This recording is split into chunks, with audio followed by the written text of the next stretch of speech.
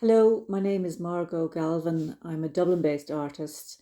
I am primarily a printmaker. I use screen printing mainly, but my work has involved drawing, video and mixed media pieces. I'm a member of the Black Church Print Studio in Temple Bar in Dublin, which is a very important community of fellow artists. I've long had an interest in extending the bounds of printmaking beyond the traditional paper 2D wall-based work into using it as a component in constructing small-scale sculptures and assemblages. The work on display is part of a long-term project. In fact, it is the third in a series of projects that have examined ideas about place, home and belonging.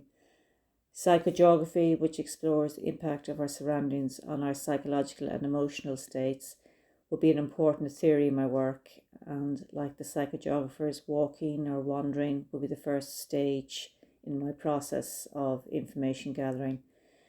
The works arising from these walks may not necessarily be straightforward imitations of the initial observations, but reconstructed interpretations or responses to the experience of being in a particular place. Previous projects have included examination of the River Dodder near where I live, and the second project moved to Ringsend, which is a collision of nature reserve and industrial landscape. And the materials used in both these projects reflect the environment. The Dodder project was much more organic drawings, and the Ringsend work took on a more hard-edge industrial quality. The work you're viewing now is an examination of our urban built environment, and again the materials, colours, patterns etc. used have changed to reflect that environment.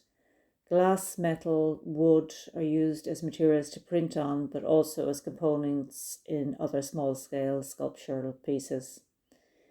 The shapes, patterns and colours are distinctly urban and the opposite of organic. Some of the works are literal representations of iconic buildings such as Berkeley Library, Trinity College, James Joyce Library in UCD, Wilton House, while other work are distillations from motifs and patterns used in our built heritage. For example, the tiles in Bus Oris and on top of Liberty Hall and various other buildings. Probably the reason I was attracted to these buildings is that they represent a struggle, I think, for the Irish state to establish its own post-colonial architectural identity. My own work, in its own way, seeks to examine our own need for identity and sense of belonging in establishing what home means to us.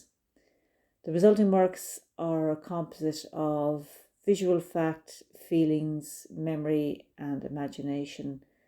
But place, how we relate to it, how we form ties to it, will be at the heart of my artistic inquiry.